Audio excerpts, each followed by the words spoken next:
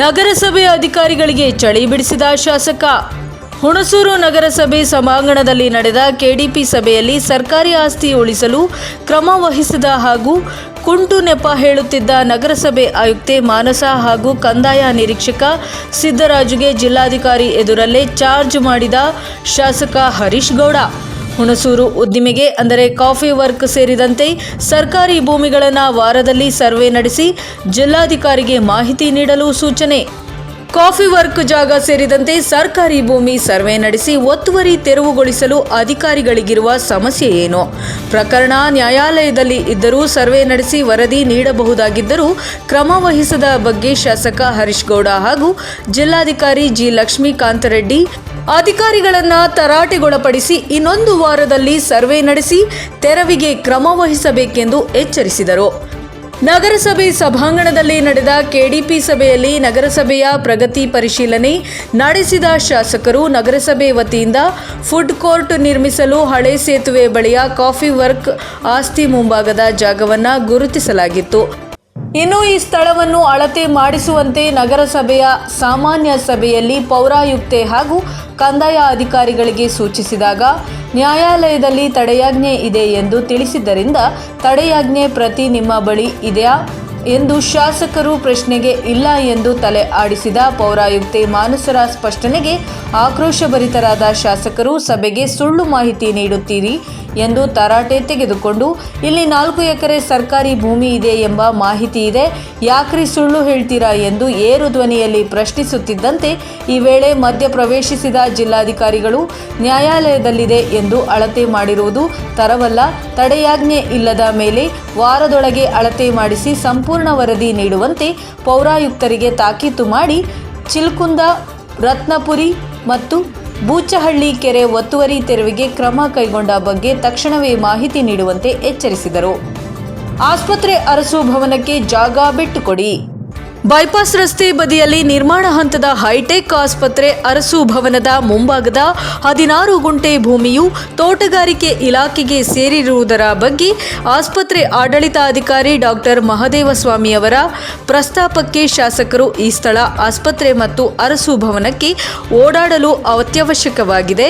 ಈ ಬಗ್ಗೆ ಹಿರಿಯ ಅಧಿಕಾರಿಗಳ ಗಮನಕ್ಕೆ ತಂದು ಬಿಟ್ಟುಕೊಡಲು ಕ್ರಮ ವಹಿಸುವಂತೆ ತೋಟಗಾರಿಕೆ ಇಲಾಖೆ ಸಹಾಯಕ ನಿರ್ದೇಶಕ ನಾಗರಾಜರಿಗೆ ಶಾಸಕರು ಹಾಗೂ ಜಿಲ್ಲಾಧಿಕಾರಿಗಳು ಸೂಚಿಸಿದರು. Bureau news, Praja power TV, Mysuru.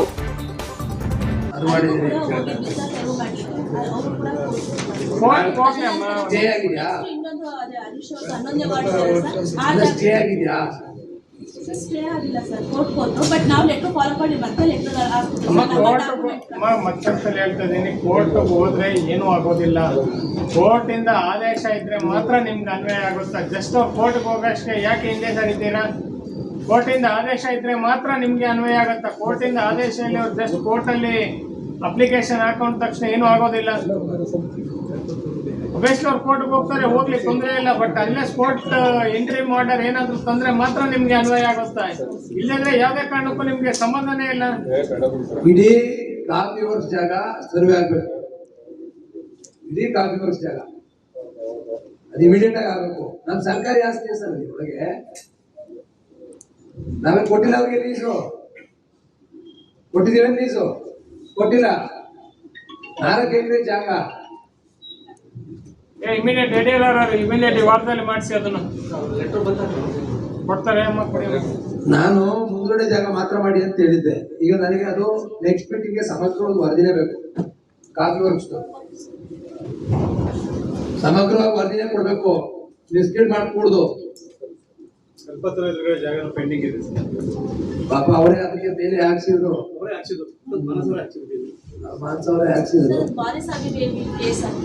ನಾವು ಗೊತ್ತು ಬಿಡಿ ನನಗೆ. ಮಾಡಿ ಈಗ ಪೆಂಡಿಂಗ್ ಇಲ್ಲ ಸರ್. ನಾವು ಮೊನ್ನೆ ಬೂಚಹಳ್ಳಿ ಕೆರೆದು ಅಳತೆ ಮಾಡಿ ಕೇಳಿದ್ವಿ ಸರ್. ಅದು ಅಳತೆಗೆ ಹಾಕುತ್ತೀನಿ ಸರ್. ಅಳತೆ ಮಾಡ್ತಾರೆ. ಬೂಚಹಳ್ಳಿ ಕೆರೆದು ಅಳತೆದಾದ್ರು ಕೋರ್ಟ್ ರೇಂಜ್ ಅದಕ್ಕೆ. ಬೂಚಹಳ್ಳಿ ಕೆರೆದು ಸರ್ ಏನಾಗಿದೆ, 12 ಎಕರೆ ಕೆರೆ ಇದೆ. 11 ಎಕರೆ ಬಾಕಿದು 12 ಎಕರೆ. 11 ಎಕರೆ ಕೆರೆ, 12 ಎಕರೆ ಮಾಮೂಲಿನ ಒಬ್ಬ ಎನ್ಕ್ರೋಚ್ ಮಾಡ್ಕೊಂಡು ಡೂಪ್ಲಿಕೇಟ್ ಸಾಗುವಳಿ ಮಾಡ್ಕೊಂಡು ಅದನ್ನ ಕುರ್ಚಿ ರೇಂಜ್ ರೋಡ್ ಕೊಡ್ಬೇಕು ಅವ್ರಿಗೆ. ಕೆರೆ ಯಾರ್ದು? ಕೆರೆ ಸರ್ಕಾರದ ಇರಿಗೇಷನ್ ಮೈನರ್ ಹೇಳಿದ್ರೆ ಮೈನರ್ ಇರಿಗೇಷನ್ ಯಾರು ಬಂದಿಲ್ವಾ? ಇವರು ಮೈನರ್ ಇರಿಗೇಷನ್ ಕೊಟ್ಟಿಲ್ಲ. ಮೈನರ್ ಇರಿಗೇಷನ್ ಯಾಕೆ ಕೊಡಿಸ್ಕೊಟ್ಟಿಲ್ಲ? ಮೈನರ್ ಇರಿಗೇಷನ್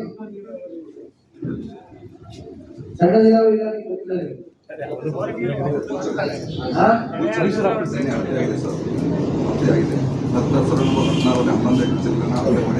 ಒಂದು ಬಾಕಿ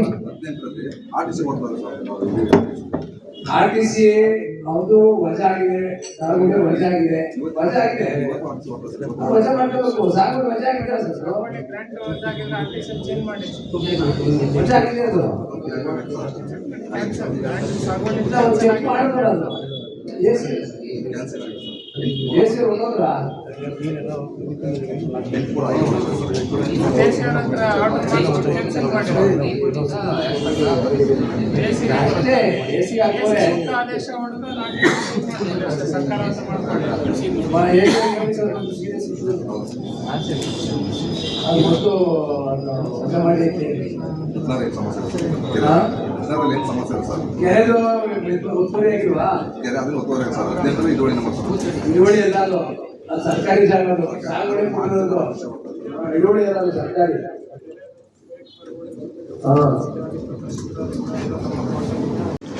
ಬರ್ತದೆ ಮತ್ತೆ ನಿಯಮವನ್ನು ಕೂಡ ಬದಲು ಮಾಡಿದ್ದಾರೆ ಈಗ. ಹಾಗಾಗಿ ಏನು 33 ಗಂಟೆಗಳು ತೆಗೆದ್ರೆ ಪಾಸು ಅಂತ ಹೇಳಿ ಮಾಡಿದ್ದಾರೆ. 33. ಹಾಗಾಗಿ ಈಗ ಪ್ರಾಜೆಕ್ಟ್ 24 ಮಾರ್ಕ್ಸ್ ಸ್ಯಾಲರಿ ಇರೋದ್ರಿಂದ 13 ಮಾರ್ಕ್ಸ್ ಕೈ ವಿದ್ಯಾರ್ಥಿಗಳಿಗೆ ಏನಂತ ಕಷ್ಟ ಆಗಿದೆ. ರಿಸಲ್ಟ್ ಎಲ್ಲ ಕಡೆ ಬರ್ತಾರೆ, ಚೆನ್ನಾಗಿ ಓದೋ ಮಕ್ಕಳು ಬರ್ತಾರೆ, ಡಿಸ್ಟಿಂಕ್ಷನ್ ಮೇಲೆ ಬಂದೇ ಬರ್ತಾರೆ.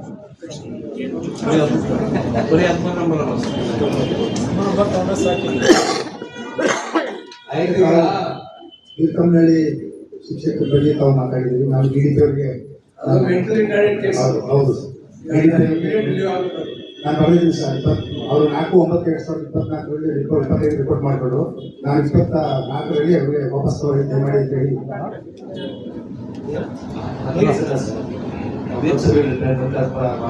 ಏನಾದ್ರು ಮಾಡ್ಕಡೆ ಅಂತ ನೀವು ವಾಪಸ್ ಆಫೀಸ್ ತಗೊಂಡು ನಿರ್ದೇಶನ ಹಾಕ್ಬಿಟ್ಟು ಈಗ ಇಮಿಡಿಯೇಟ್ ಆಗಿ ವಾಪಸ್ ತಗೊಂಡು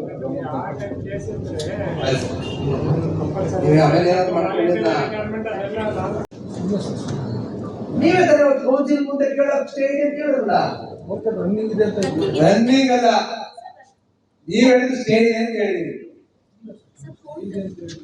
ನನಗೆ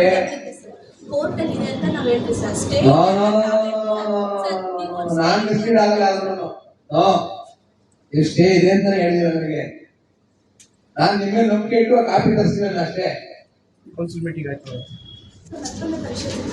ಶೀಘ್ರ ಮಾಡೋದು ಬಂತು ನಿಮ್ಗೆ ಗಮನದಲ್ಲಿ ಇರ್ಬೇಕಲ್ವಾ? ನಾನು ಎಷ್ಟು ದಿವಸ ಮಾಡ್ತಾ ಇದ್ದೀನಿ.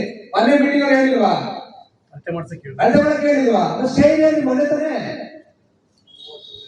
ಅಳ್ತ ಮಾಡಿಸ್ರಿ, ನೀವು ಯಾಕೆ ಎಷ್ಟು ಮಾಡಿ ಇಲ್ಲೇ ಮಾಡ್ತೀರಾ?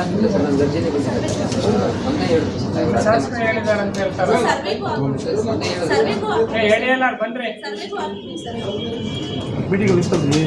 ತಾಲೂಕ್ ಸರ್ವೆ. ನನಗೆ ಫೋಟೋ ಸ್ಟೇ ಇದೆ ಅಂತ ಹೇಳಿದ್ದೀನಿ. ನಾನು ಇನ್ನಾದ್ರೂ ಬುದ್ಧಿಲ್ಲ ಜಾಗಕ್ಕೆ ಅವ್ರು ಯಾವನೇ ನೆಟ್ಟುಕೊಳ್ಳಿ. ನೆಟ್ಟಿಗೆ ಯಾವ ಅಪ್ಲಿಕೇಶನ್ ಇಲ್ಲ, ಫೋಟೋ ಸ್ಟೇ ಇಲ್ಲ ಅಂದ್ರೆ ತಾಲೂಕ್ ಸರ್ವೆ ಹೇಳಿದ್ದಾರೆ. ಇಮಿಡಿಯೇಟ್ ಸರ್ವೆ ಆಗ್ಲಿ ಅಪ್ಪ. ಇದು ಇವೆಲ್ಲ ಸರ್ವೆ ಆಗ್ಬೇಕು. ಇದೊಂದು ಅವೇಟ್ ಶಾಲೆದು ಮತ್ತೆ ಇನ್ನೊಂದು ಯಾವ್ದು ನಾಲ್ಕು ಸರ್ವೆ ಆಗಿ ಅಷ್ಟು ಮಾಡ್ಕೊಂಡು ತಾಲೂಕ್ ಸರ್ವೆ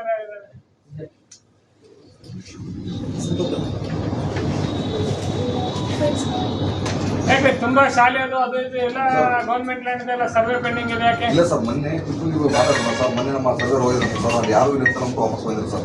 ತಿರುಪತಿಗೆ ಧನಂಜಯ ಅಂತ ಸರ್ವೆ ಹೋಗಿ ಸರ್ ಅಟೆಂಡ್ ಮಾಡ್ತಾರೆ ಸರ್. ಅದು ಈ ಚಿಕ್ಕಂದು ಹೇಳಿದ್ರು ಅದನ್ನ ಇದನ್ನು ಕಾಪಿ ಕೊಡೋದು ನಮಗೆ ಸರ್ವೆ ಬಂದಿಲ್ಲ ಸರ್. ನಮಗೆ ಬಂದದ್ದು ನಗರ ಸಭೆಯಿಂದ 160ನೇ ಸರ್ವೆ ಕೊಟ್ಟು ಶುಕ್ರವಾರ ಡೇಟ್ ಕೊಡ್ತೀವಿ ಸರ್.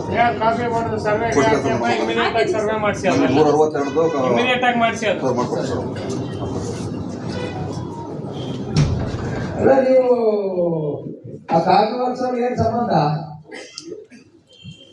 ನೀವು ನಾವು ಸಭೆ ಕೇಳಿದ್ವಿ. ನಾವು ಹೇಳಿದ್ರೆ ಲೆಕ್ಕ ಹಾಕ್ತೀವಿ ಸರ್. ನಾವು ಮೊನ್ನೆ ತಾನೇ ಚರ್ಚೆ ಮಾಡಿದ್ವಿ, ವಿಚಾರ ಚರ್ಚೆ ಮಾಡಿದೀವಿ. ನಾವು ಒಂದು ಫುಡ್ ಕೋರ್ಟ್ ಮಾಡ್ಬೇಕಲ್ಲ, ಇದೆಲ್ಲ ನಮ್ಮ ನಗರಸಭೆ ಮೈನ ನೋಡಾಕತ್ತಾವ ಎಲ್ಲ ತಂದು ಫುಡ್ ಕೋರ್ಟ್ ಮಾಡ್ಬೇಕು ಅಂತ ಆಗ್ತದೆ. ನೀವು ಒಂದೇ ಒಂದು ಸರ್ಕಾರ, ಒಂದೇ ಒಂದು ನಗರಸಭೆ ವ್ಯಾಪ್ತಿಲಿ ಒಂದೇ ಒಂದು ಸರ್ಕಾರಿ ಜಾಗ ತೆರವುಗೊಳಿಸಿಲ್ಲ ಇದುವರೆಗೂ.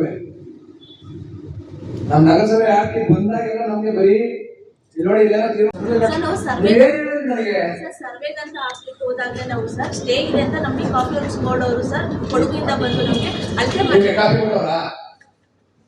ಸ್ಟೇ ಆರ್ಡರ್ ಶೇರ್ ಕೊಟ್ಟವ್ರಾ? ಬಿಡಿ ಅಮ್ಮ, ಸ್ಟೇ ಆರ್ಡರ್ ಕೊಟ್ಟವ್ರ.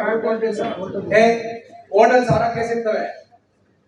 ಕೋರ್ಟಿಂದ ಇಂಟರಿಮ್ ಆರ್ಡರ್ ಏನಾದ್ರು ಇದೆಯಾ? ಇಂಟರಿಮ್ ಆರ್ಡರ್ ಇಲ್ಲ ಅಂದ್ರೆ ಯಾವ್ದು ಸಂಬಂಧ ಇಲ್ಲ. ಕೇಸ್ ಹಾಕಿದಷ್ಟೊತ್ತಿಗೆ ಏನು ಆಗಲ್ಲಮ್ಮ. ಕೇಸ್ ಯಾರಾದ್ರೂ ಏನಾದ್ರೂ ಹಾಕ್ಬೋದು. ಇಂಟರಿಮ್ ಆರ್ಡರ್ ಕೋರ್ಟ್ ಅವರು ಮುಂದಿನ ಆದೇಶ ತನಕ ಯಥಾಸ್ಥಿತಿ ಕಾಪಾಡಿ ಮಾಡಬೇಡಿ ಅಂತಿದ್ರೆ ಮಾತ್ರ ನಿಮ್ಗೆ ಅದು ಅನ್ವಯ ಆಗುತ್ತಾ. ಜಸ್ಟ್ ಕೇಸ್ ಹಾಕಿದ ತಕ್ಷಣ ನಿಮ್ಮ ಮೇಲೆ ಯಾವುದೇ ಆದೇಶ ಇಲ್ಲದ್ರೆ ನೀವ್ ಯಾಕೆ ಹಿಂದೆ ಸರಿತೀರಾ? ಸಂಬಂಧಪಟ್ಟ ಎಲ್ಲ ಸ್ಟೇ ಆರ್ಡರ್ ಇದ್ರೆ ಓಕೆ ಅಮ್ಮ, ಇಲ್ಲೇ ಇದ್ರೆ ಹೋಗಿ ಸರ್ವೆ ಮಾಡ್ಕೊಂಡು ಏನ್ ಕೆಲಸ ಇದೆ ಮಾಡಿ. ಈಗ ಒಂದು ನಿಮಿಷ ಸಾರಿಗೆ ಇದು ನಮ್ಮ ಸಾಮಾನ್ಯ ಸಭೆಯಲ್ಲೂ ಬಂದಿದೆ. ಬರೀ ನೀವು ಏನ್ ಹೇಳ್ತೀರ ನನಗೆ? ಸ್ಟೇ ಇದೆ ಅಂದ್ರೆ ಎಲ್ಲಿ ಸ್ಟೇ ಇಲ್ಲ ಅಂತೀರ ನೀವು? ಸ್ಟೇ ಇದೆ ಅಂತ ಹೇಳಿ ನನಗೆ. ನಾವು ಅಳತೆ ಮಾಡಲಿಕ್ಕೆ ನನಗೆ ಅಳತೆ ಗಿಳತೆ ಮಾಡೋದು ಅದೆಲ್ಲ ಬೇಡ ನನಗೆ. ಡಾಕ್ಯುಮೆಂಟೇಶನ್ ಸ್ಟೇ ಇದೆಯಾ ಇಲ್ವಾ ಅಂತ ನಾವು